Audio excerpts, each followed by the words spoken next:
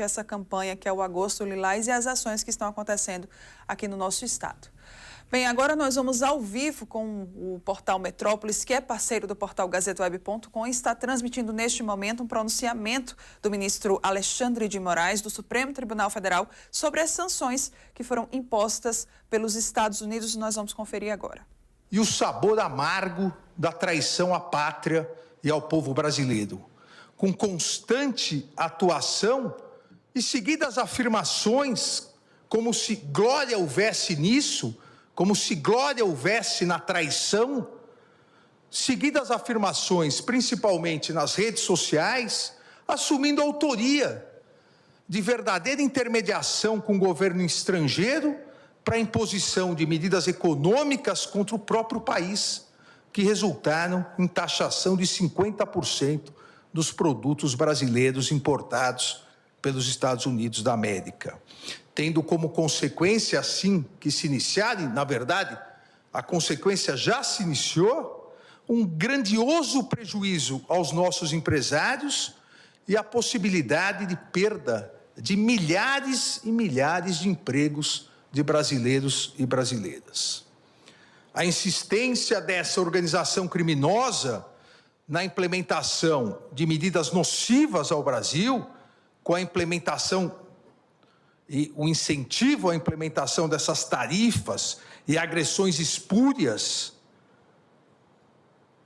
agressões internacionalmente consideradas espúrias e ilegais contra autoridades públicas brasileiras, tem por finalidade a criação de uma grave crise econômica no Brasil, e que, para desgosto desses brasileiros traidores, não ocorrerá, mas a ideia de gerar uma grave crise econômica no Brasil, para que com isso haja uma pressão política e social contra os poderes judiciário e legislativo, com consequente interferência no andamento das ações penais em andamento, que já se encontram em fase de alegações finais.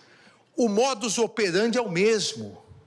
O modus operandi golpista é o mesmo. Antes, acampamentos na frente dos quartéis, invasão na Praça dos Três Poderes, para que com isso houvesse, como mais de 500 réus confessaram, houvesse a convocação de GLO e as Forças Armadas, gerando uma comoção nacional, e aí houvesse a possibilidade do golpe. Repito, o modus operandi o mesmo.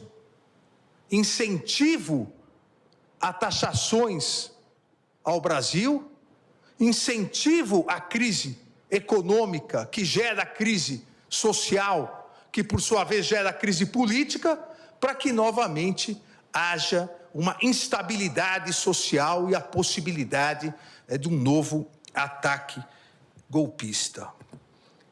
E essa geração de pressão política e social contra os poderes judiciário e legislativo tem claramente a finalidade ilícita de favorecer interesses pessoais. E digo, coação contra o poder legislativo também. Pasmem que um dos brasileiros investigado e foragido, recentemente, nessa semana, dirigiu ameaças diretas aos presidentes da Câmara dos Deputados, o deputado Hugo Mota, e do Senado Federal, o senador Davi Alcolumbre. Ameaças diretas. Ou vocês votam anistia, ou as tarifas vão continuar. Ou vocês votam anistia, ou vocês também terão aplicada a lei da morte financeira. Ameaças aos presidentes das casas congressuais brasileiras sem o menor respeito institucional, sem o menor pudor, sem a menor vergonha, na explícita chantagem para tentar obter uma inconstitucional anistia, ou em relação ao presidente do Senado Federal, o senador Davi Alcolumbre, obter o início de procedimento de impeachment contra ministros desta Suprema Corte, sem existência de qualquer indício de crime de responsabilidade, mas sim por discordarem da legítima atuação deste Supremo Tribunal Federal no exercício de sua competência jurisdicional, concedida diretamente pela Constituição Federal, em uma tentativa patética de tentar afastar seus ministros do cumprimento de sua missão institucional e favorecer réus em ações penais. Ameaça essa aos presidentes das casas, que já foi repudiada por ambos os presidentes anteontem, com as notas da presidência da Câmara e do Senado Federal.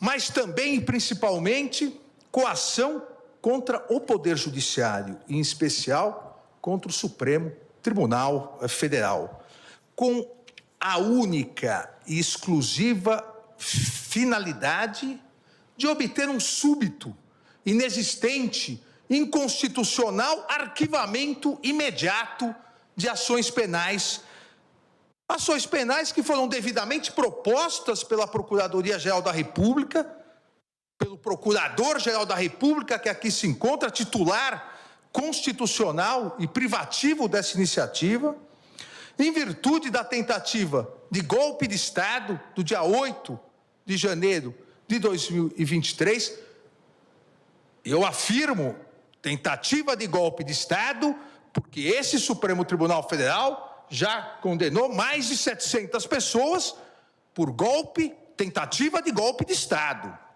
Então, há ainda ações penais em andamento, propostas devidamente pelo Procurador-Geral da República, que tem total autonomia e independência constitucional, derivadas de investigações da Polícia Federal e cujos atos processuais vêm sendo realizados dentro do devido processo legal, rigorosamente observado pelo Supremo Tribunal Federal, com a participação, fiscalização e acompanhamento, tanto do Procurador-Geral da República, como por 96 advogados.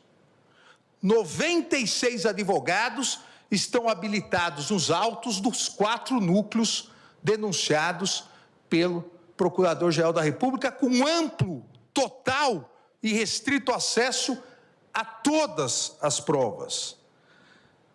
Devido ao processo legal, realizado com a oitiva já de 8 testemunhas de acusação e 149 testemunhas de defesa, ministra Carmen. Foram ouvidas 149 testemunhas de defesa em respeito à ampla defesa, em respeito ao contraditório. Foram interrogados os 31 réus desses 4 núcleos, sempre de forma absolutamente pública e transparente, com todos os atos gravados em áudio e vídeo, e disponibilizados a toda a imprensa e para toda a sociedade, e ainda todos os interrogatórios transmitidos ao vivo pela TV Justiça e pela mídia em geral. Eu aqui afirmo sem medo de errar, não houve no mundo uma ação penal com tanta transparência e publicidade como essa ação penal. Nenhum país do mundo transmite interrogatórios, oitiva de testemunhas, para toda imprensa e sociedade acompanharem. É o Supremo Tribunal Federal atuando dentro da Constituição, dentro dos princípios republicanos e garantindo o devido processo legal. Não é possível pressões, coações, no sentido de querer obter, repito, entre aspas, um espúrio arquivamento imediato dessas ações penais, sob pena de se prejudicar a economia brasileira, o sustento das pessoas, o trabalho dos brasileiros e das brasileiras. Essas coações, essas tentativas de obstrução à justiça realizadas por esses brasileiros supostamente patriotas a favor de interesses estrangeiros têm, eu repito, uma única finalidade: a finalidade de substituir o devido processo legal, com a ampla participação do Ministério Público, repito, de 96 advogados constituídos, com acompanhamento da mídia, com acompanhamento da sociedade, substituir o devido processo legal, a análise justa e imparcial das denúncias oferecidas, substituir por um tirânico arquivamento para beneficiar determinadas pessoas que se acham acima da Constituição, acima da lei, acima das instituições. Esses réus investigados brasileiros que estão induzindo, instigando e auxiliando a prática dessas condutas nefastas contra a sociedade brasileira, criminosas contra as autoridades públicas, não estão só ameaçando, coagindo autoridades públicas, ministros do Supremo Tribunal Federal, mas também, e fazem isso diariamente nas redes sociais, ameaçando as famílias dos ministros do Supremo Tribunal Federal, do Procurador-Geral da República, em uma atitude costumeiramente afeta a milicianos do submundo do crime, que atacam as autoridades e atacam os familiares das autoridades. Essas condutas dessa organização criminosa, essas condutas caracterizam claros e expressos atos executórios de traição ao Brasil e flagrantes confissões da prática dos atos criminosos, em especial dos crimes de coação no curso do processo, obstrução de investigação de infração penal que envolva organização criminosa e, principalmente, atentado à soberania nacional. Pois continuam dia após dia, ao verificarem que esta corte, e, presidente, faço questão de dizer, não só essa corte, a Procuradoria-Geral da República e a Polícia Federal não se vergarão a essas ameaças. Em virtude disso, dia após dia, esses brasileiros traidores da pátria continuam a incentivar, instigar, auxiliar a prática de atividades e atos hostis ao Brasil. A ousadia criminosa parece não ter limites, com as diversas e contínuas postagens em redes sociais e declarações da imprensa, declarações atentatórias à soberania nacional, à independência do Congresso Nacional e à independência do poder judiciário.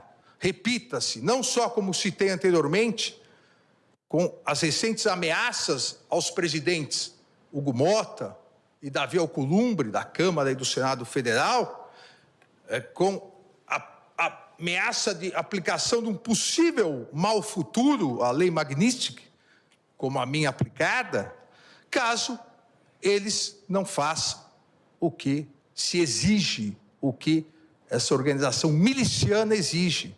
Mas, da mesma forma, essas ameaças covardes, infrutíferas, também continuam sendo dirigidas a membros desta corte. Esta semana, dirigidas ao eminente ministro-presidente Luiz Roberto Barroso, ao nosso decano, o ministro Gilmar Mendes, ao ministro Cristiano Zanin, mas mais grave, patético desses traidores, também de viva voz, áudio e vídeo, ameaças às esposas e familiares, citando nominalmente as esposas do ministro Gilmar, do ministro Cristiano Zanin, demonstrando não existir limites para a ousadia e covardia dessa organização criminosa, que será, como bem disse o ministro Gilmar Mendes, será responsabilizada, será integralmente responsabilizada. E na mais característica criminosa dessa verdadeira organização miliciana, ao fazerem as postagens, dizem, ainda há tempo caso você aceite a torpe coação. Acham que estão lidando com pessoas da laia deles, acham que estão lidando também com milicianos, mas não estão. Estão lidando com ministros da Suprema Corte Brasileira. Engana-se essa organização criminosa ao esperar que a permanência e continuidade dessa torpe coação possa, de alguma forma, gerar uma covarde rendição dos poderes constituídos brasileiros. Engana-se essa organização criminosa miliciana e aqueles brasileiros escondidos e foragidos do território nacional, enganam-se em esperar fraqueza institucional ou debilidade democrática. As instituições brasileiras são fortes e sólidas, e seus integrantes, principalmente aqui no Supremo Tribunal Federal, os integrantes foram forjados no mais puro espírito democrático da Constituição de 1988. Coragem institucional e defesa à soberania nacional fazem parte do universo republicano desta Suprema Corte, que não aceitará coações, obstruções ou tentativas de novos golpes de Estado, como ocorrido em 8 de janeiro de 2023. Recentemente, citei o imortal Machado de Assis, ao proclamar que a soberania nacional é a coisa mais bela do mundo, com a condição de ser soberania e de ser nacional. A soberania nacional, digo eu agora, a soberania nacional não pode, não deve e jamais será vilipendiada, negociada ou extorquida, pois é um dos fundamentos da República Federativa do Brasil, expressamente previsto no inciso 1º do artigo 1º da Constituição Federal.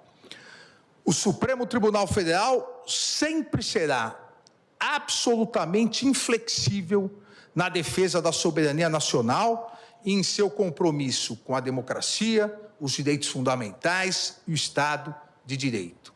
No seu compromisso com a independência do Poder Judiciário e os princípios constitucionais brasileiros. Eu vi na mídia que, na quarta-feira, o eminente ministro Flávio Dino, numa cerimônia no Maranhão, rememorou Hamilton, um dos federalistas, junto com Jay e Madison, e disse da dificuldade que os juristas norte-americanos devem estar. Eu complemento aqui citando Abraham Lincoln, também advogado, Abraham Lincoln, 16º presidente dos Estados Unidos, responsável pela manutenção da União dos Estados Unidos e pela proclamação da emancipação, que afirmava: os princípios mais importantes podem e devem ser inflexíveis. A independência judicial é um desses princípios que não só pode, não só deve, mas também será inflexível e defendido por esse Supremo Tribunal Federal. A independência judicial, ela não é um direito do magistrado.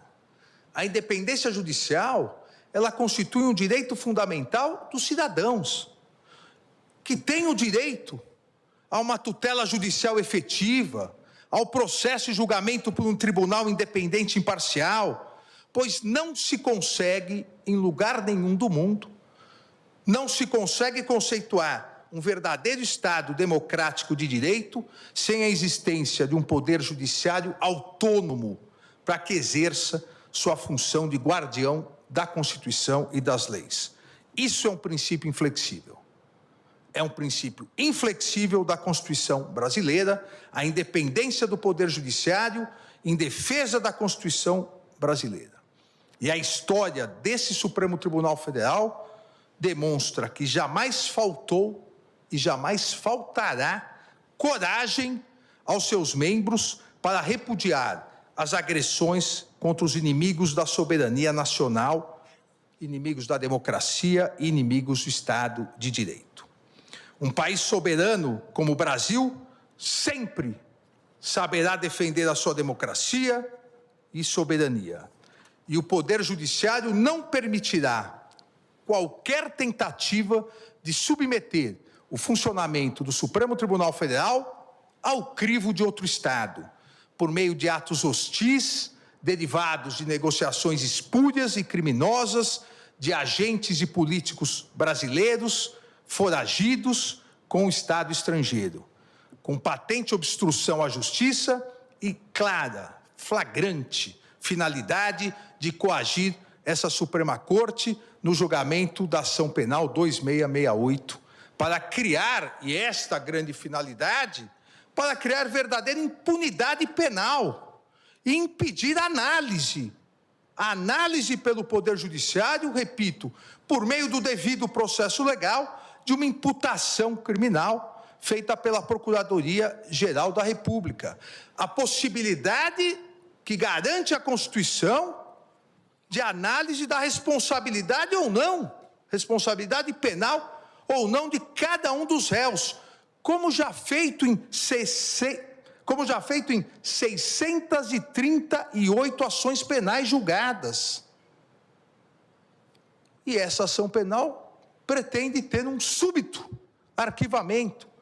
Repito, como já o fizemos em 638 ações penais, julgadas sempre colegiadamente, 370 ações penais julgadas pelo plenário, 268 ações penais julgadas pela primeira turma, onde ainda estão em andamento 204 ações penais, além, como já disse, dos 551 acordos de não persecução penal celebrados entre a Procuradoria-Geral da República e os réus que reconheceram sua responsabilidade penal.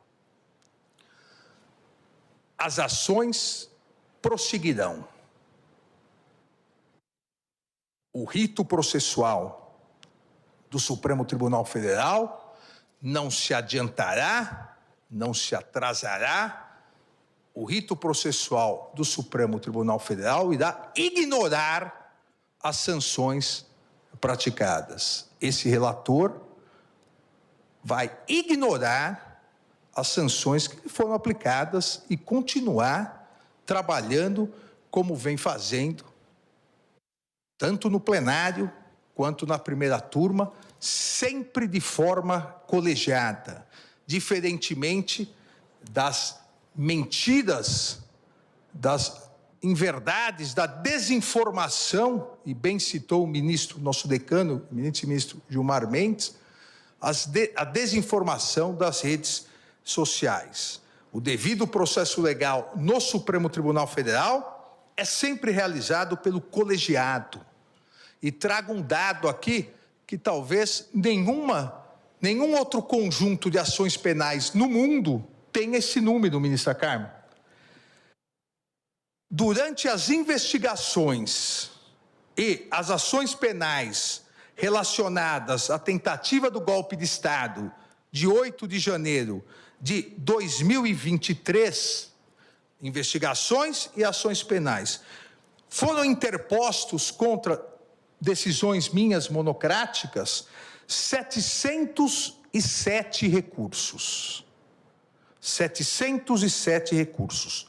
Todos, absolutamente todos, foram improvidos e os colegiados mantiveram as decisões proferidas. Foram julgados, desses 707 recursos, 413 no plenário e 294 pela primeira turma, a demonstrar que o devido processo legal nas ações penais nesse Supremo Tribunal Federal é o resultado do colegiado, é o resultado da vontade do colegiado, seja do plenário, quando sua competência for, seja das turmas, quando a competência lá estiver estabelecida. 707 recursos interpostos. Esta Corte vem e continuará realizando sua missão constitucional, e, em especial, nesse segundo semestre, realizará os julgamentos e as conclusões dos 4 núcleos das importantes ações penais relacionadas à tentativa de golpe de Estado de 8 de janeiro de 2023. Os 4 núcleos tiveram encerradas as suas instruções, ouvidas suas testemunhas, um deles já quase em fase final de alegações finais, os outros iniciarão a fase das alegações finais e ainda esse semestre, obviamente, pedindo pauta ao eminente presidente da turma, ministro Cristiano Zanin, nós julgaremos todos os responsáveis, absolvendo aqueles onde não houver prova de responsabilidade, condenando aqueles onde houver prova, mas julgando, exercendo a nossa função jurisdicional e não nos acovardando em virtude de ameaças, seja daqui ou de qualquer outro lugar. O Supremo Tribunal Federal continuará a exercer seu papel de guardião da Constituição, continuará exercendo o seu papel nas ações penais para que dê uma resposta final a toda a sociedade brasileira sobre quem realmente foi ou quais foram os responsáveis pela tentativa de golpe, dentro do devido processo legal, do respeito à ampla defesa, do contraditório, inadmitindo qualquer ingerência interna ou externa na independência do Poder Judiciário, com serenidade, competência e coragem. Obrigado, presidente. Obrigado, ministro Alexandre de Moraes. Ouviremos agora o Procurador-Geral da República, professor Paulo Gustavo Gonet Branco. Excelentíssimo senhor presidente do Supremo Tribunal Federal, ministro Roberto Barroso, excelentíssimo senhor ministro Alexandre de Moraes, excelentíssima senhora ministra Carmen Lúcia, excelentíssimos senhores ministros. Neste instante em que oficialmente se inaugura o semestre judiciário, gostaria... Bem, esse então foi o pronunciamento do ministro Alexandre de Moraes durante uma sessão do Supremo Tribunal Federal, onde ele falou sobre as sanções, que foram impostas pelo governo dos Estados Unidos contra ele. Nós vamos continuar acompanhando e, é claro, mais informações você pode conferir acessando em tempo real o portal gazetaweb.com. A gente vai voltar a falar agora sobre agosto